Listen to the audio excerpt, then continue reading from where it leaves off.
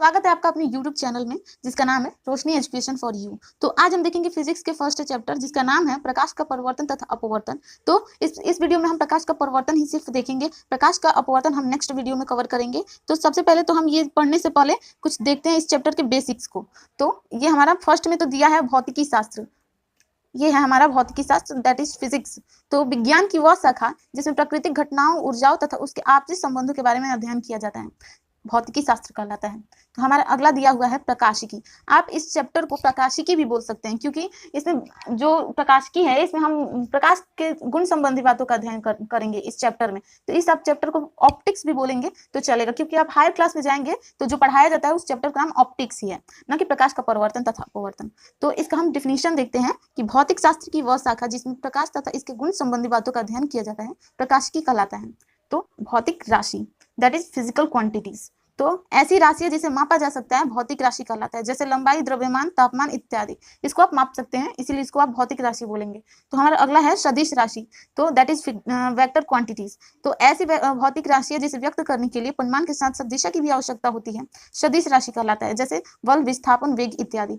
इन सब ये सदिश राशि, अदिश राशि, इन सब का तो काम नहीं है इस चैप्टर में, लेकिन फिजिक्स की ये बेसिक्स हैं जिसको आप जरूर देखना, आपको जरूर पढ़ना चाहिए, क्योंकि इन सब से भी क्वेश्चन उठ सकता है बोर्ड में, इसीलिए मैंने कुछ बेसिक्स डाल दिए थे इस चैप्टर के पहले। तो 2 मिनट का ये बस हमारा बेसिक्स है, इसको आप जरूर देखिए, फिर आप अपना चैप्टर हम स्टार्ट करेंगे आपका चैप्टर। तो अगला है हमारा अदिश राशि दैट इज स्केलर क्वांटिटीज। तो ऐसी भौतिक राशि जिसे व्यक्त करने के लिए केवल परिमाण की आवश्यकता होती है, दिशा की नहीं। तो ऐसी भौतिक राशियों को अदिश राशि कहा जाता है, जैसे दूरी, चाल, समय इत्यादि। और हमारा अगला है दैट इज मात्रक, इसको हम यूनिट बोलेंगे इंग्लिश में। तो इसका डिफिनीशन देखते हैं कि भौतिक राशि को मापने के लिए जिस उचित मापक का उपयोग किया जाता है उसे उस भौतिक राशि का मात्रक कहा जाता है। जैसे यदि हम द्रव्यमान को किलोग्राम में मापते हैं तो किलोग्राम द्रव्यमान का मात्रक कहलाता है। तो अगला हमारा है एसआई मात्रक that is international system of units.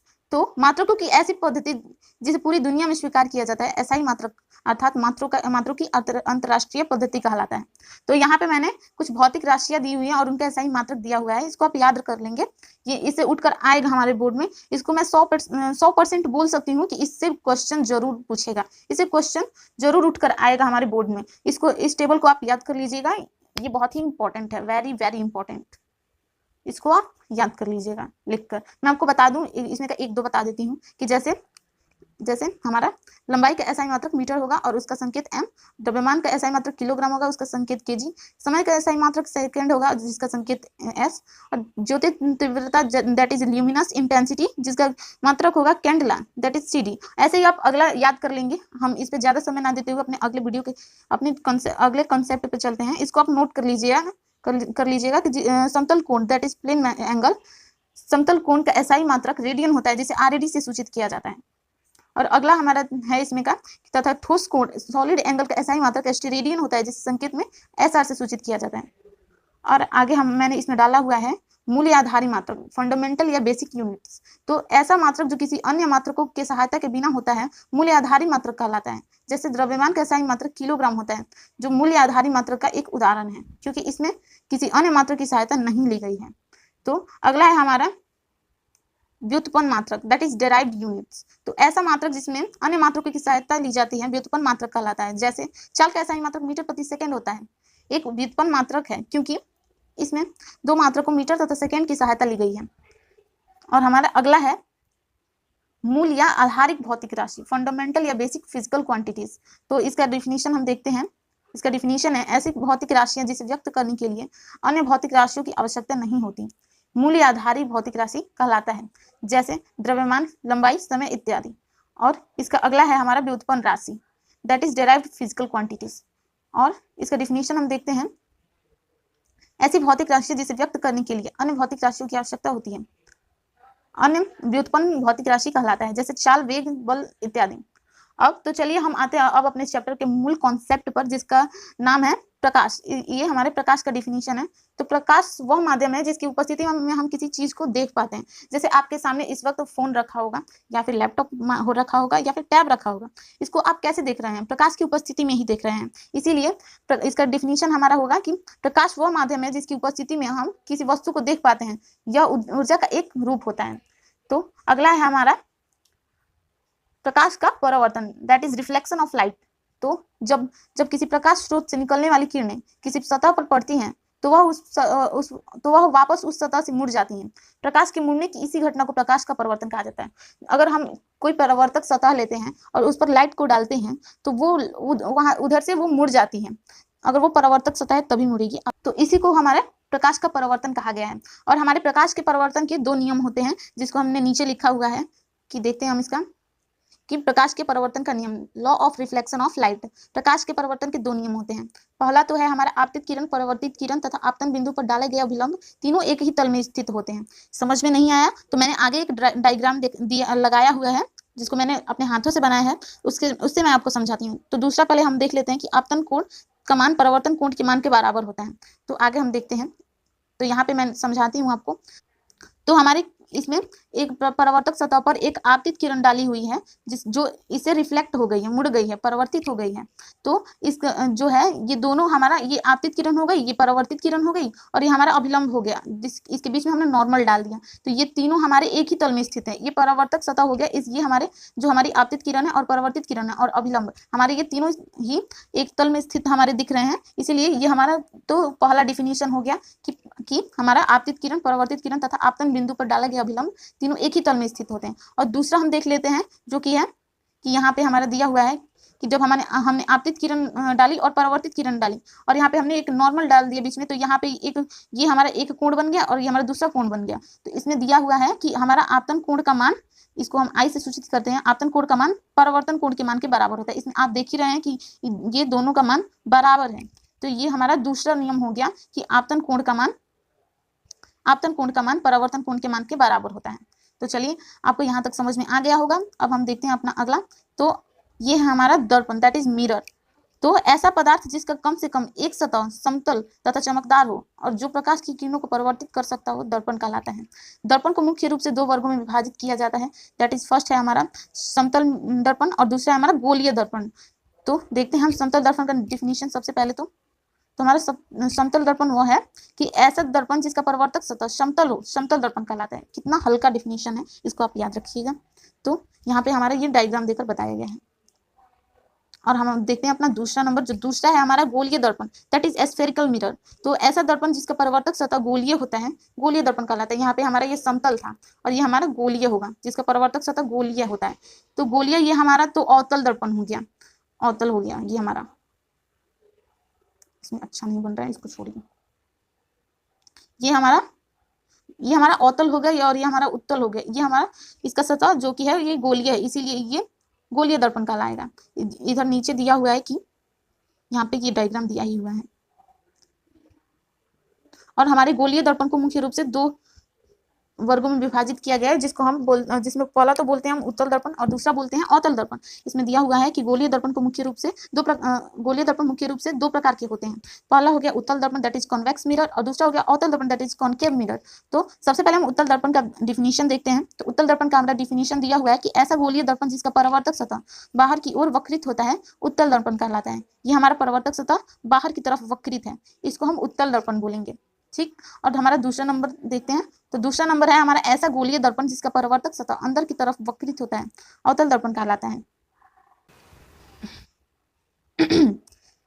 इसका परावर्तक सतह हमारा अंदर की तरफ वक्रित है, इसीलिए हम इसको अवतल दर्पण बोलेंगे।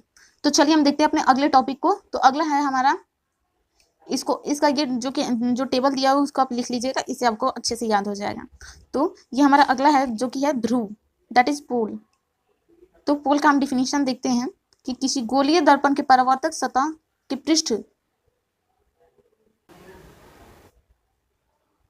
किसी गोलीय दर्पण के परावर्तक सतह या पृष्ठ के केंद्र को उस गोलीय दर्पण का ध्रुव कहा जाता है। यह ध्रुव गोलीय दर्पण के पृष्ठ पर स्थित होता है। ध्रुव को प्रायः P से सूचित किया जाता है। यहाँ डायग्राम में दिया हुआ है। यहाँ पे हमारा गोलीय दर्पण दिया गया है। इसका जो पृष्ठ है, गोलीय दर्पण का जो पृष्ठ है, उसका जो केंद्र होता है, इसको हम ध्रुव मानते हैं, जिसको हम P से सूचित करते हैं। तो चलिए हम देखते हैं अपना अगला जो कि है हमारा वक्रता केंद्र। तो सबसे पहले तो हम इसका डिफिनीशन देखते हैं कि कोई गोलीय दर्पण जिस खोखले होलो गोले का भाग होता है, उस खोखले गोले के केंद्र को, उस दर्पण का वक्रता केंद्र कहा जाता है। वक्रता केंद्र को प्रायः C से सूचित किया जाता है। तो नीचे हमारा ये दिया हुआ है कि, तो यहाँ पे हमारा तो एक कोई गोलीय दर्पण दे दिया है, तो ये हमारा आधा ही दिया हुआ है। तो जो ये जिस खोखले गोले का ये भाग है, इधर हम देखेंगे तो ये एक और गोला यहाँ पे से बनता है। तो ये हमारा पूरा गोला होगा, इसका जो हमारा सेंटर होगा उसी को हम वक्रता केंद्र बोलेंगे।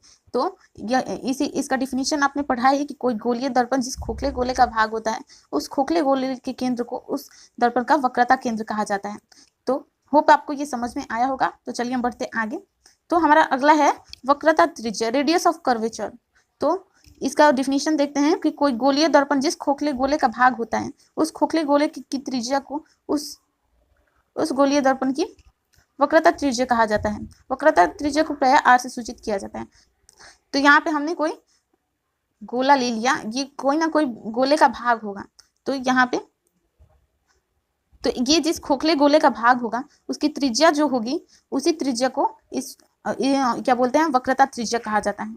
तो देखिए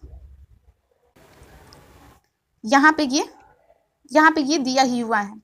तो हम देखते हैं, तो हमारा अगला हम देखते हैं कि मुख्य अक्ष, प्रिंसिपल एक्सिस, ऐसी काल्पनिक रेखा जो किसी गोलीय दर्पण के ध्रुव और उसकी वक्रता केंद्र से होकर जाती है, उस गोलीय दर्पण का मुख्य अक्ष कहलाता है।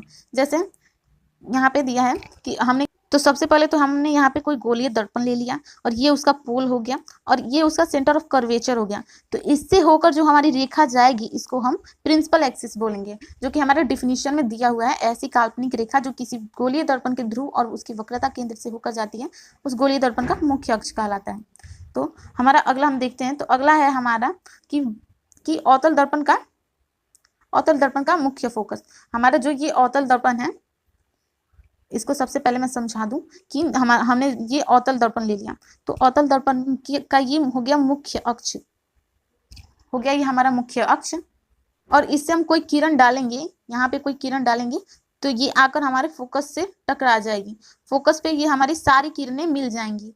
तो आगे आप पढ़ेंगे कि हमारा जो अवतल दर्पण होता है वो किरणों को एकत्रित करता है, किरणों को इकट्ठा कर देता है। इसीलिए हमारी ये किरणें जहां आकर मिलेंगी उसी को हम फोकस कहेंगे। इसको हम यहाँ पे फोकस कहेंगे, जहां हमारी किरणें आकर मिलेंगी। तो हम इसका डिफिनीशन यहाँ ऊपर देख लेते हैं। तो इसका डिफिनीशन हमारा दिया हुआ है कि किसी अवतल दर्पण में इसके मुख्य अक्ष के समानांतर आपतित किरणें परावर्तित होने के बाद मुख्य अक्ष के जिस बिंदु पर मिलती हैं, उस बिंदु को उस अवतल दर्पण का मुख्य फोकस कहा जाता है। दर्पण के मुख्य फोकस को प्रायः F से सूचित किया जाता है। तो ये हमारा अगला है उत्तल दर्पण का मुख्य फोकस। तो सबसे पहले इसको समझने से पहले मैं आपको डायग्राम से बताती हूँ।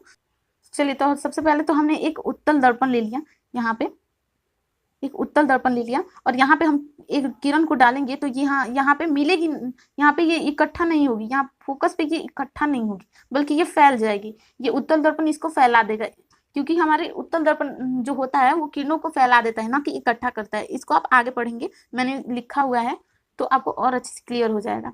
तो यहाँ पे हम किरणें जब डालेंगे तो ये इसको एकत्रित नहीं करेगी बल्कि इसको फैला देगी। तो हम क्या करते हैं, इन किरणों को खींच कर पीछे मिलाते हैं। ये जहाँ पीछे मिलती हैं उसी को हम फोकस कहते हैं, उत्तल दर्पण का। तो चलिए इसका मैं आपको ऊपर डिफिनीशन दिखाती हूँ।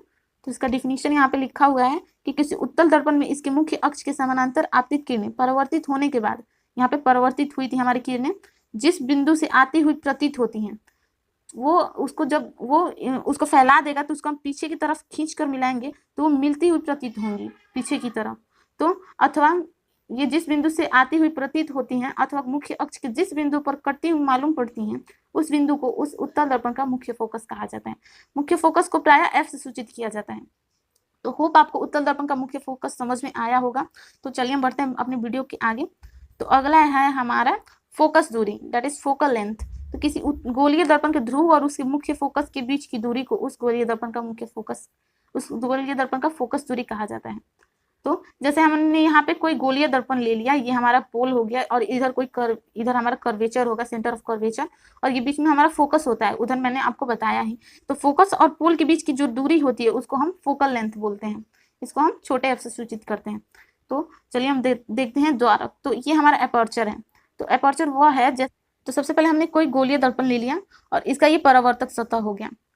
तो इसका जो परावर्तक सतह है उसका जो वृत्ताकार होगा, ये जो व्यास होगा उसको हम एपर्चर बोलेंगे, इसको हम एपर्चर बोलेंगे, दैट इज एपर्चर। तो इसका हम डिफिनीशन देखते हैं कि किसी गोलीय दर्पण के परावर्तक सतह की वृत्ताकार सीमा रेखा की व्यास को उस दर्पण का द्वारक कहा जाता है। तो चलिए हम बढ़ते अपने अगले कॉन्सेप्ट पे, जो कि है अब हम देखेंगे पोजीशन, दैट इज स्थितियां, मतलब हमारी अवतल दर्पण में कितनी स्थितियां होती है और उत्तल दर्पण में कितनी स्थितियां होती हैं। तो सबसे पहले तो हम देखेंगे अवतल दर्पण के बारे में। तो अवतल दर्पण में हमारी 6 स्थितियां होती है। अवतल दर्पण में प्रतिबिंब बनने की हमारी 6 स्थितियां होती हैं। तो यहाँ पे हमारा लिखा हुआ है कि इसी अवतल दर्पण में प्रतिबिंब के बनने की कुल 6 स्थितियां होती हैं, जिसमें पहली स्थिति है हमारी जब कोई वस्तु अनंत पर हो।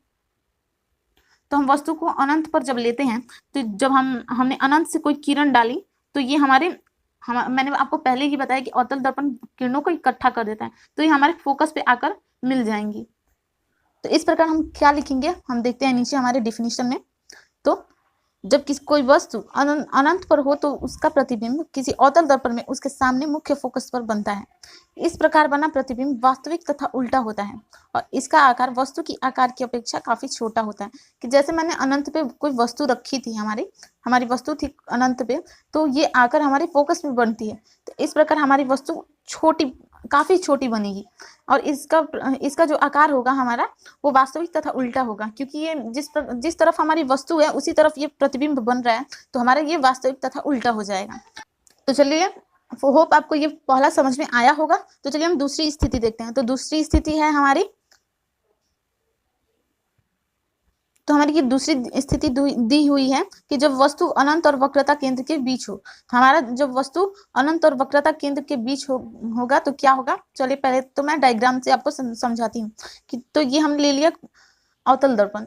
तो अवतल दर्पण में हमने वस्तु को अनंत और वक्रता केंद्र के बीच रखा। तो इधर तो हमने मान लिया कि अनंत है हमारा, और ये रहा हमारा वक्रता केंद्र। तो वक्रता केंद्र और अनंत के बीच में हमने ये वस्तु को रखा, एक हमने एरो ले लिया यहाँ से, और इसके सर से हमने एक किरण पास कराई, तो जो हमारी जाकर यहाँ से अवतल दर्पण के परावर्तक सतह से टकराकर हमारी ये फोकस से होती हुई ये गुजर जाएगी। तो सबसे पहले तो हम किरण जो भी लेंगे उसको हम फोकस से पास कराएंगे, इसको आप ध्यान में रखिएगा। और आप इस डायग्राम को मतलब ये बोर्ड में हमारा ये डायग्राम 5 नंबर में पूछता है, तो इसको आप ध्यान में रखिएगा। ये आप अच्छे से समझ के जाइएगा तो आपका बन जाएगा। तो अब हम दूसरी तो लेते हैं, तो दूसरी हम पास कराते हैं कर्वेचर से। तो हमने ये कर्वेचर से पास कराई, तो ये हमारी जो होगी वो फोकस और कर्वेचर दोनों के बीच में बनेगी। तो इस प्रकार हम क्या बोलेंगे, तो हमारा ये नीचे मैंने लिखा हुआ है कि जब कोई वस्तु अनंत और वक्रता केंद्र के बीच स्थित हो, तब उसका प्रतिबिंब किसी अवतल दर्पण में उसके सामने मुख्य फोकस तथा वक्रता केंद्र के बीच बनता है। इस प्रकार बना प्रतिबिंब, इस प्रकार हमारा जो प्रतिबिंब बनेगा वो एक वास्तविक होगा और तथा उल्टा होगा। हमें आप ध्यान में रखिएगा, हमेशा वास्तविक के साथ उल्टा आएगा, और जो काल्पनिक होता है उसके साथ हमेशा सीधा आएगा। तो हमेशा ये ध्यान में रखिएगा। मैं फिर से बता दूं कि वास्तविक के साथ उल्टा और काल्पनिक के साथ सीधा आएगा। तो हमारा ये अगला जो डिफिनीशन था वो लिखा था हमारा वास्तविक तथा उल्टा है, और इसका आकार वस्तु के आकार से छोटा है। ये हमने जो वस्तु रखी थी वो हमारे उससे ये प्रतिबिंब जो है वो छोटा आ रहा है, इसीलिए इसका डिफिनीशन ये होगा। इसको आप याद कर लीजिएगा, आप समझ जाएंगे तो आपको डिफिनीशन खुद माइंड से निकलेगा। तो आप इसको अच्छे से समझ लीजिएगा, देख लीजिए। आपको समझ में ना आए तो फिर से आप वीडियो को रिवर्ब करके देख लीजिएगा। ओके, तो चलिए हम अपनी तीसरी स्थिति देखते हैं, जब वस्तु वक्रता केंद्र पर हो। तो हमारी जब वस्तु वक्रता केंद्र पर होगी तो क्या होता है, चलिए हम डायग्राम के सहायता से देखते हैं। तो सबसे पहले तो हमने ये अवतल दर्पण ले लिया है, और यहाँ पे जब हम कर्वेचर पर हम अपने बिंब को रखते हैं और इसके सर से एक किरण निकालेंगे, तो आप हमेशा फोकस से लेकर गुजारिएगा, ये ध्यान में रखिएगा। ठीक, तो हम इसको फोकस से गुजारते हैं और इसका दूसरा किरण हम फिर फोकस से गुजारते हैं, क्योंकि बीच में इसका और कुछ है ही नहीं कि उसे होकर हम गुजारेंगे। तो ये हम इससे गुजारेंगे, तो ये जो हमारा प्रतिबिंब बनेगा वो कर्वेचर के ठीक नीचे बनेगा, जो कि हमारा। तो इसमें हम क्या लिखेंगे ये हम अपने परिभाषा में देखते हैं। तो परिभाषा में हमारा दिया हुआ है कि जब कोई वस्तु किसी अवतल दर्पण के वक्रता केंद्र पर स्थित हो, तब दर्पण में इसका प्रतिबिंब वक्रता केंद्र पर ही बनता है, क्योंकि उसके ठीक नीचे उसका एरो आया था तो वक्रता केंद्र पर ही बनेगा। इस प्रकार बना प्रतिबिंब वास्तविक और उल्टा होता है, क्योंकि यह जिस तरफ हमारी वस्तु रखी गई है उसी तरफ हमारा ये प्रतिबिंब बन रहा है, तो हम इसको बोलेंगे कि ये वास्तविक तथा उल्टा है। आपको मैं फिर बता दूं कि वास्तविक के साथ हमेशा उल्टा आता है, ठीक, और हमारा काल्पनिक के साथ हमेशा सीधा आएगा। और इसका आगे देखते हैं, इसका आकार वस्तु के आकार के बराबर होगा, क्योंकि ये सेंटर ऑफ कर्वेचर पर रखा था और उसी पे हमारा प्रतिबिंब बन रहा है, इसीलिए उसका आकार वस्तु के आकार के बराबर ही होगा। तो चलिए हम देखते हैं अपनी चौथी स्थिति। तो चौथी स्थिति है हमारी, जब वस्तु वक्रता केंद्र और मुख्य फोकस के बीच हो। तो हमने वस्तु को अब मुख्य फोकस और वक्रता केंद्र के बीच रखा, तो यहाँ से हम यहाँ पे हमने प्रतिबिंब को वस्तु और वक्रता केंद्र पर रखा और इसके सर से हम एक एरो निकालेंगे तो ये हमेशा फोकस से ही होकर जाएगी, मैंने आपको पीछे भी बताया। तो इसको हमने फोकस से होकर गुजारा और दूसरा हमने निकाला फिर फोकस से, क्योंकि बीच में तो अब कुछ है नहीं, तो फोकस से हम फिर निकालेंगे तो ये हमारे जो होगा ये सेंटर ऑफ कर्वेचर के पीछे जाकर मिलेगी। तो हम इसके डिफिनीशन में लिखेंगे, इसका डिफिनीशन हो गया कि जब कोई वस्तु वक्रता केंद्र और मुख्य फोकस के बीच हो तब उसका प्रतिबिंब किसी अवतल दर्पण में दर्पण के सामने अनंत और वक्रता केंद्र के बीच बनता है। वहां पे हमारा वक्रता अनंत और वक्रता केंद्र के बीच बना था, सेंटर ऑफ कर्वेचर के पीछे बनाया, तो सिंपल सी बात है कि वो अनंत और वक्रता केंद्र के बीच बनेगी। तो हमारे अगला ये दिया हुआ है कि इस प्रकार बना प्रतिबिंब वास्तविक तथा उल्टा होगा, क्योंकि वस्तु जिस तरफ रखी थी उसी तरफ ये बना है प्रतिबिंब, इसीलिए हमारा वास्तविक तथा उल्टा होगा। और इसका आकार वस्तु के आकार से बड़ा होगा, क्योंकि वो हमारे कर्वेचर और वक्रता केंद्र के बीच बन रहा है और हमने रखा था वस्तु को कर्वेचर और फोकस के बीच, और हमारा बन रहा है अनंत और वक्रता केंद्र के बीच। तो देखिए ये हमारा वस्तु हो गया और इससे बड़ा हमारा प्रतिबिंब बन रहा है, इसीलिए हमारे ये डिफिनीशन में हो जाएगा कि इसका आकार वस्तु के आकार से बड़ा होगा। तो चलिए हम देखते हैं अपनी पांचवी स्थिति। चौथा तक आपको होप कि समझ में आया होगा, अगर समझ में आया होगा तो जल्दी से एक लाइक कर दीजिएगा और सब्सक्राइब एंड शेयर जरूर कीजिएगा। अगर वीडियो अच्छा लगे तो हमारे कमेंट करके बताइए कि आपको वीडियो कैसा लगा, समझ में आया कि नहीं। अगर कोई भी इससे रिलेटेड डाउट हो तो आप जरूर पूछ सकते हैं। तो चलिए हम बढ़ते हैं अपनी पांचवी स्थिति के तरफ। तो हमारी पांचवी स्थिति है कि जब वस्तु मुख्य फोकस पर हो। तो चलिए मुख्य फोकस पर अब वस्तु को रख कर देखते हैं। तो ये हमने अवतल दर्पण बना लिया। अब इसमें बोला है कि जब वस्तु फोकस पे हो तो हम वस्तु को फोकस पे रखते हैं। तो यहाँ पे हमने वस्तु को फोकस पे रखा और इसके सर से हम एक किरण निकालेंगे और फोकस से होकर गुजारेंगे। मैंने आपको पीछे ही बताया हुआ है कि हमें हमेशा फोकस से होकर गुजारना है। तो पहला हमने फोकस से गुजार दिया, अब दूसरा हम कहाँ से गुजारे। यहाँ पे फोकस और पोल के बीच तो कुछ दिख नहीं रहा, तो हम पोल से होकर गुजारेंगे। तो हमने पोल से होकर गुजारा, तो यहाँ पे दिख रहा है कि हमारी ये दोनों किरणें एक दूसरे के पैरेलल हो गई, समानांतर हो गई। तो ये हमारी इधर तो मिलेंगे ही नहीं, तो ये हमारी अनंत पे ही जाकर मिलेंगी। तो हमारी ये वस्तु की, तो इसका डिफिनीशन क्या होगा हम देखते हैं नीचे। तो जब वस्तु मुख्य फोकस पर हो तब किसी अवतल दर्पण में उसका प्रतिबिंब दर्पण के सामने अनंत पर बनता है। वो पैरेलल हो गई थी दोनों लाइनें, तो इसीलिए वो इधर तो मिलेंगी ही नहीं, वो कहीं अनंत पे जाकर मिलेंगी। तो इस प्रकार बना प्रतिबिंब, यहाँ पे मुझसे छूट गया था तो यहाँ पे आप ऐड कर लीजिएगा कि इस प्रकार बना प्रतिबिंब तो इस प्रकार बना प्रतिबिंब वास्तविक तथा, यहाँ पे तथा के बाद से आप यहाँ पे चले जाइएगा, तो वास्तविक तथा उल्टा होता है। और इसका आकार वस्तु के आकार से काफी बड़ा होता है, क्योंकि अनंत पे मिल रहा है तो हमारा बड़ा होगा ही। तो चलिए हम देखते हैं अपनी अगली स्थिति, जो कि हमारा 6 नंबर की स्थिति है हमारी, कि जब वस्तु मुख्य फोकस और ध्रुव के बीच स्थित हो। आप ये छठी स्थिति ध्यान में रखिएगा, क्योंकि इससे रिलेटेड बोर्ड में बहुत बार क्वेश्चन पूछते हैं, क्योंकि ये पहली एक स्थिति होगी अवतल दर्पण में जिसमें हमारा जो प्रतिबिंब होगा वो काल्पनिक तथा सीधा होगा, इसीलिए इससे रिलेटेड बहुत सारे क्वेश्चन आते हैं। इसको आप अच्छे से समझिएगा, अगर समझ में ना आए तो आप कमेंट कर सकते हैं, मैं इसको इस पर एक और वीडियो बनाकर डाल दूंगी। ओके, तो चलिए हम देखते हैं। तो हमने तो सबसे पहले यहाँ पे अवतल दर्पण ले लिया, तो यहाँ पे ये तो हमारा मुख्य अक्ष हो गया, ठीक, ये तो सब में रह रहा है। तो हम इसमें डालना है कि मुख्य फोकस और ध्रुव के बीच। तो मुख्य फोकस और ध्रुव के बीच जब हमने ये बिंब को रखा और इसके सर से एक किरण निकाली, तो सबसे पहले तो हमें लेकर जाना है फोकस से ही, हमने आपको बताया ही आगे। तो हमने ये फोकस से पहली किरण गुजारी और दूसरी हमने पोल से गुजारी। तो ये हमारे मिलती हुई तो प्रतीत हो नहीं रही है, ना ही पैरेलल हो रही है एक दूसरे की। तो हम क्या करेंगे, ये तो किसी भी जन्म में नहीं मिलेंगी। जैसे किसी भी जन्म में हमारे पड़ोस वाली आंटी चुंगली करना बंद नहीं करेंगी, वैसे ये किसी भी जन्म में मिलेंगी नहीं। तो हम इसको क्या करेंगे, इन दोनों को पकड़ के पीछे की ओर मिलाएंगे। तो ये हमने पीछे की ओर इसको मिलाया है, तो ये जाकर हमारी मिलती है, हमारा दर्पण के पीछे ये प्रतिबिंब हमारा बनेगा। तो इसका डिफिनीशन हम कैसे लिखते हैं, तो चलिए हम नीचे देखते हैं। तो यहाँ पे लिखा है, जब कोई वस्तु मुख्य फोकस और ध्रुव के बीच हो तब किसी अवतल दर्पण में उसका प्रतिबिंब दर्पण के दूसरी तरफ अर्थात दर्पण के पीछे बनता है। इस प्रकार बना प्रतिबिंब काल्पनिक, आभासी तथा सीधा होता है और इसका आकार वस्तु के आकार से बड़ा होता है।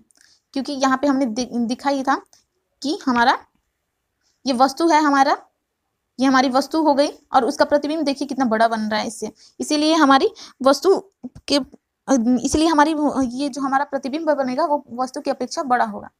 तो आई होप कि ये सारी स्थितियां आपको समझ में आई होंगी। तो चलिए हम चलते हैं अपने अगले दर्पण जो कि है उत्तल दर्पण, उसमें की स्थितियों को पढ़ने। तो उसको बताने से पहले मैं बता दूं आपको कि कॉन्ग्रेचुलेशन आलसी आत्माओं मेरी तरह, कि इसमें हमें 6 स्थितियां नहीं पढ़नी होगी, इसमें हमें 2 ही स्थितियां पढ़नी होंगी, क्योंकि उत्तल दर्पण में प्रतिबिंब बनने की हमारी 2 ही स्थितियां होती हैं।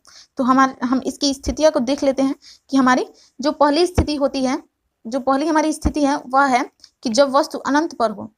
तो सबसे पहले तो हमने ले लिया एक उत्तल दर्पण, सबसे पहले तो हमने ले लिया इसमें एक उत्तल दर्पण। तो इससे हम एक किरण पास करेंगे तो ये तो सबसे पहले ये इसमें टकराकर ये फैल जाएगी, ना कि यहाँ पे इकट्ठा होगी, क्योंकि उत्तल दर्पण हमारी किरणों को फैला देता है, ना कि इकट्ठा करता है, मैंने पहले ही आपको बताया। तो ये हमारी किरणें जो फैल जाएंगी, इसको हम क्या करेंगे कि ये तो अब मिलने से रही, जैसे आपकी क्रश आपको मिलने से रही, तो हम क्या करेंगे, इसको पकड़ के इसको पीछे की तरफ एक्सटेंड करेंगे। तो ये हमारे पीछे की तरफ हम इसको जब एक्सटेंड करेंगे तो ये जिस बिंदु पर आकर मिलेंगी उसको हम फोकस बोलेंगे। ठीक, तो इसका हम डिफिनीशन नीचे देखते हैं, जो कि है हमारी थ्योरी।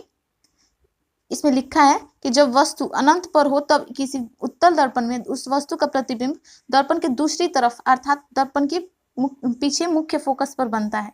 इस प्रकार बना प्रतिबिंब काल्पनिक तथा सीधा होता है और इसका आकार वस्तु के आकार से काफी छोटा होता है। ये दूसरी तरफ बना है हमारा प्रतिबिंब जो कि है, और हमारा जब दूसरी तरफ बनेगा तो हमारा बना प्रतिबिंब काल्पनिक होगा, ये ध्यान में रखिएगा। क्योंकि हमारी 6वीं स्थिति जो थी अवतल दर्पण में वो भी पीछे की तरफ बनी थी उसमें, इसीलिए काल्पनिक उसमें आ गया था। नहीं तो जिस तरफ वस्तु रखी गई थी उसी तरफ प्रतिबिंब बना था, तो उसमें काल्पनिक तथा सीधा हो गया था। लेकिन इसमें वस्तु दर्पण की दूसरी तरफ बन रही है, इसलिए हम इसमें काल्पनिक बोलेंगे। तो होप आपको ये वाला समझ में आया होगा। अब चलते हैं हम अपनी दूसरी स्थिति पर। तो हमारी दूसरी स्थिति है कि जब वस्तु हमारी अनंत और ध्रुव के बीच हो। तो अनंत और ध्रुव के बीच होती है तो क्या होता है, हम ये देख लेते हैं।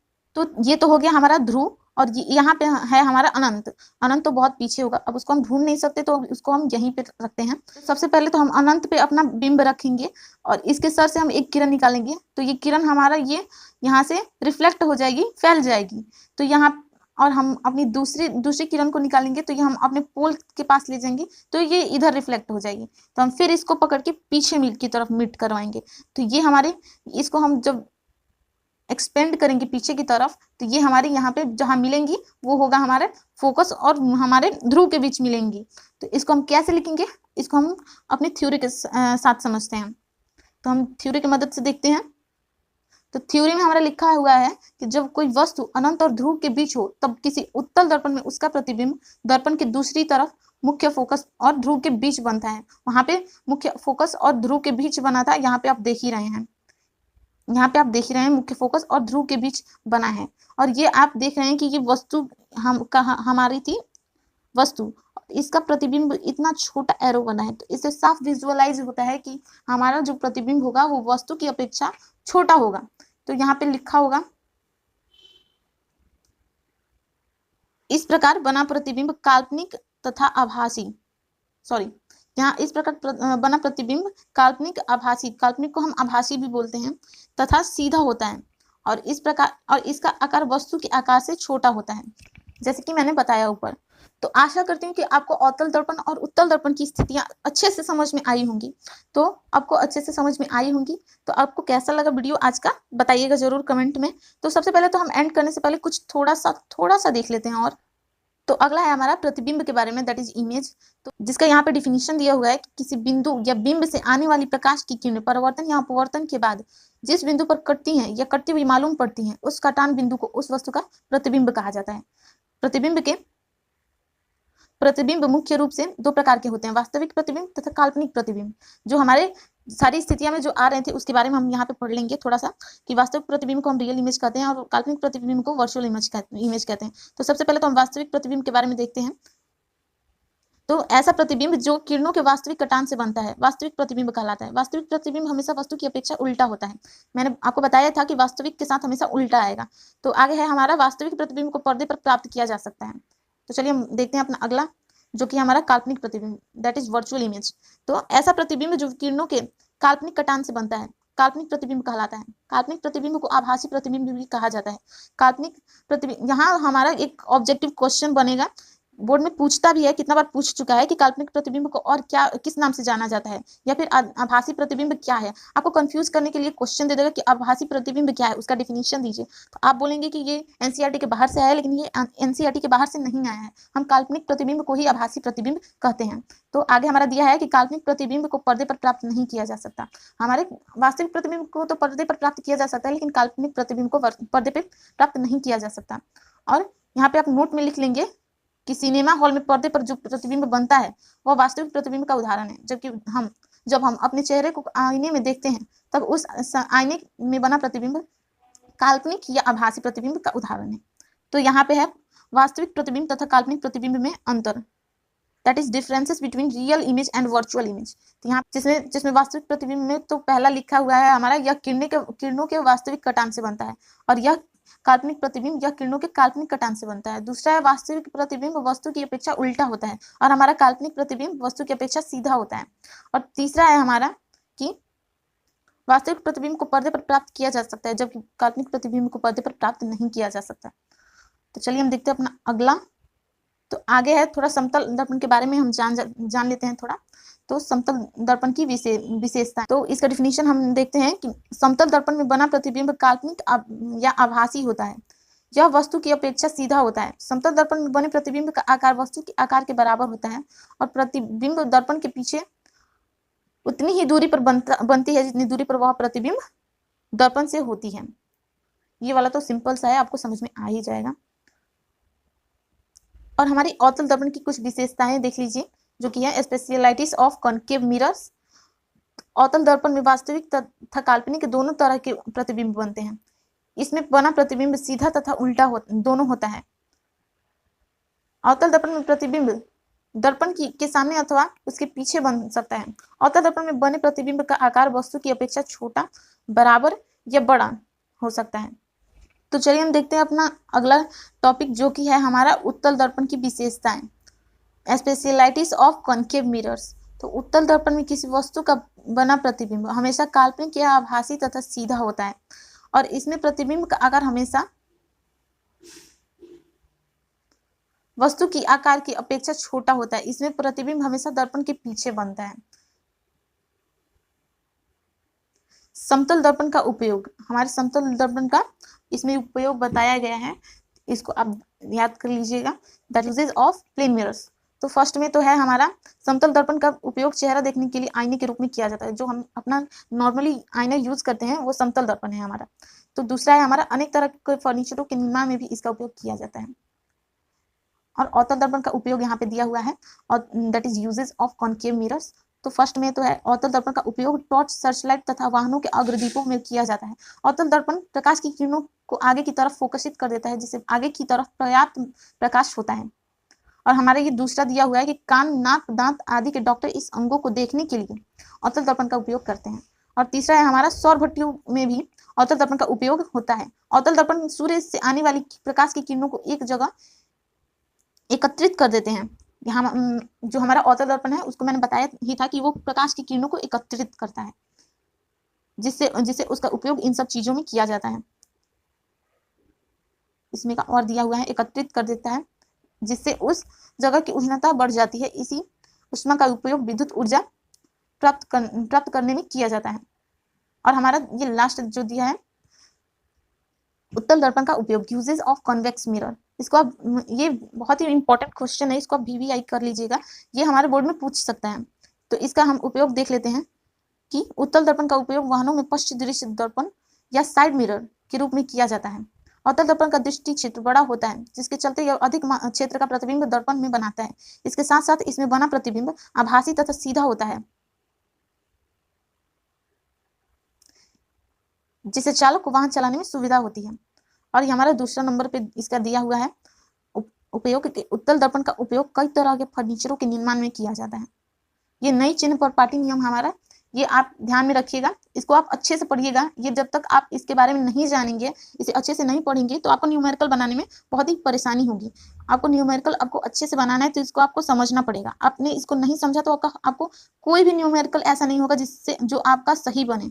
इस न्यूमेरिकल सही बनाने के लिए इसको आप इसका आपके दिमाग में लाना बहुत ही जरूरी है। तो इसको आप ठीक से देखिएगा, मैं आपको ठीक से समझाती हूँ इसमें। जैसे न्यू साइन कन्वेंशन, तो गोलीय दर्पणों के द्वारा जब प्रकाश का परावर्तन होता है तब उस स्थिति में कुछ नियमों का उपयोग किया जाता है, जिसे नई चिन्ह प्रपाटी नियम कहा जाता है।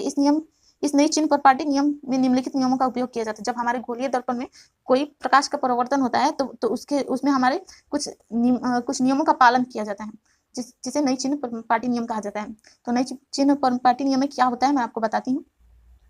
तो फर्स्ट में तो हमारा होता है कि वस्तु अर्थात बिंब को हमेशा दर्पण के बाईं ओर रखा जाता है। इसका अर्थ यह होता है कि दर्पण से बिंब प्रकाश बाईं ओर से आपतित होता है। जैसे हमने पीछे स्थितियां देखी, उसमें हमने हर वक्त बिंब को बाईं ओर ही रखा था। भले ही हमारा फोकस और जो कि है कर्वेचर वो किसी भी तरफ हो सकता है, लेकिन हमने दर्पण को हर वक्त बाईं ओर ही रखा था। हमेशा हमने जो दर्पण ऐसे एरो उठाया था या फिर किरणें लाई थी, वो हमारी बाईं ओर से ही आपतित हो रही थी। और हम जैसे हमारे अवतल दर्पण में भी हमारी बाईं ओर से आपतित हो रही थी, न कि दाईं ओर से। इसमें भी हमारी बाईं ओर से आपतित हो रही थी, न कि दाईं ओर से। दूसरा नंबर है, दूसरा दिया हुआ है कि मुख्य अक्ष के समानांतर सभी दूरियां ध्रुव से मापी जाती हैं। मुख्य अक्ष जो होता है उसके समानांतर जितनी भी दूरियां होती हैं हमारी, वो सारी हम ध्रुव से मापते हैं। तो तीसरा है हमारा ध्रुव से बाईं ओर मापी जाने वाली सभी दूरियां ऋणात्मक होती हैं और ध्रुव से दाईं ओर मापी जाने वाली सभी दूरियां धनात्मक होती हैं। अब है हमारा कि मुख्य अक्ष के लंबवत ऊपर की ओर मापी जाने वाली सभी दूरियां धनात्मक होती हैं और मुख्य अक्ष के लंबवत नीचे की ओर मापी जाने वाली सभी दूरियां ऋणात्मक होती हैं। मैंने आपको ऊपर दिखाया ही हुआ था कि ये हमारा y अक्ष हो गया और ये हमारा x अक्ष हो गया। इधर तो प्लस होता है और इधर माइनस होता है, नीचे की तरफ माइनस होता है और ऊपर की तरफ प्लस होता है। तो इधर इसमें लिखा है कि मुख्य अक्ष के लंबवत ऊपर की और मापी जाने वाली सभी दूरियां धनात्मक होती हैं। तो इधर हमारा ये धनात्मक हो गया और नीचे हमारा ऋणात्मक हो गया। तो आपको सब समझ में आ ही गया होगा। यहाँ पे ये डायग्राम देकर बताया गया है, ये डायग्राम आप देखेंगे ठीक से तो आपको वो सारा समझ में आ जाएगा ऊपर का। तो इसकी सहायता से और भी आसान हो जाएगा आपको समझना। तो आप इसका नोट्स जरूर बनाइएगा, इसको आप देखेंगे तो आपको और अच्छे से समझ में आएगा। तो हमारा ये लास्ट है आज का दर्पण फॉर्मूला। तो दर्पण फॉर्मूला हमारा दिया हुआ है कि v प्लस 1/u बराबर 1/f, जहां मैं आपको बता दूं v बराबर हमारा हो जाएगा प्रतिबिंब की दूरी, u बराबर वस्तु की दूरी और f बराबर फोकस दूरी। तो होप आपको ये फॉर्मूला अच्छे से समझ में आया होगा और इसको आप याद कर लीजिएगा। ये न्यूमेरिकल बनाने में हमारा बहुत साथ देगा। इससे रिलेटेड न्यूमेरिकल आपको आगे मिलेंगे जो कि हमारे एनसीईआरटी के एग्जाम्पलर में दिए हुए हैं। और इसको आप नोट में लिख लीजिएगा कि अवतल दर्पण की फोकस दूरी हमेशा ऋणात्मक होती है और उत्तल दर्पण की फोकस दूरी हमेशा धनात्मक होती है। इसको आप याद कर लीजिएगा, समझ लीजिएगा, जो करना होगा कर लीजिएगा, लेकिन आपको ये दिमाग में रहना चाहिए, ये हमारा न्यूमेरिकल बनाने में बहुत काम देगा। ओके, तो हमारा ये आवर्धन है। अब हमारा बस फॉर्मूला है जो कि यार दो फॉर्मूले हैं 2-3, उसको आप याद कर लीजिएगा। अब इस वीडियो को हम एंड कर देंगे। तो हमारा ये आवर्धन है, दैट इज मैग्निफिकेशन। तो किसी वस्तु के प्रतिबिंब की ऊंचाई और उस वस्तु की ऊंचाई के अनुपात को आवर्धन कहा जाता है। आवर्धन की ऊंचाई को हम n से सूचित करते हैं। तो यहाँ पे इसका फॉर्मूला दिया हुआ है, यहाँ पे आप ये फॉर्मूला याद कर लीजिएगा। ये आवर्धन बराबर प्रतिबिंब की ऊंचाई बटा वस्तु की ऊंचाई, और इसको हम इंग्लिश में बोलेंगे कि m बराबर h'/h, जहाँ h ये हमारा वस्तु है और h' हमारा प्रतिबिंब की ऊंचाई है। इसको हम अगर समीकरण मान के चलते हैं तो इसको हम समीकरण 1 मान के चलते हैं तो नीचे हमारा और इसमें का दिया हुआ है कि किसी वस्तु का आवर्धन, वस्तु की दूरी और प्रतिबिंब की दूरी। यहाँ पे आप प्रतिबिंब कर लीजिएगा, यहाँ पे आप प्रतिबिंब कर लीजिएगा, प्रतिबिंब, और यहाँ पे आप वस्तु कर लीजिएगा, यहाँ पे वस्तु। तो किसी वस्तु का आवर्धन प्रतिबिंब की दूरी और वस्तु की दूरी के रूप में भी व्यक्त किया जाता है, जहां v बराबर हमारा ये हो गया प्रतिबिंब की दूरी और ये बटा u बराबर हो गया हमारा वस्तु की दूरी। तो यहाँ पे हमारा तीसरा बनता है ये हमारा तीसरा यहाँ से फॉर्मूला बनता है कि m बराबर -v/u। समीकरण 1 तथा 2 को हम कंपेयर करेंगे तो यहाँ पे हमारा h' बराबर -v/u बन जाएगा। तो यहाँ से ये दोनों फॉर्मूला की सहायता से हम न्यूमेरिकल बनाते हैं। तो इस न्यूमेरिकल में आपको ऊंचाई दी होगी तो आप इसका यूज करेंगे, और जब प्रतिबिंब की दूरी दी होगी, वस्तु की दूरी दी होगी, तो आप इसका यूज करेंगे। तो ये लास्ट हमारा ये नोट है, इसको आप याद रखिएगा कि यदि आवर्धन का मान धनात्मक हो तो बना प्रतिबिंब काल्पनिक या आभासी होता है, और यदि आवर्धन का मान ऋणात्मक हो तो बना प्रतिबिंब वास्तविक होता है। तो आशा करती हूँ कि आपको आज का वीडियो अच्छा लगा होगा। कैसा लगा वीडियो कमेंट करके जरूर बताइएगा। अगर आपको इसका PDF नोट चाहिए तो आप कमेंट कर हमें बता सकते हैं, हम आपको आपके लिए अवेलेबल करवा देंगे। तो हम यहीं पे अपनी वीडियो को एंड करते हैं। Thank you and have a nice day.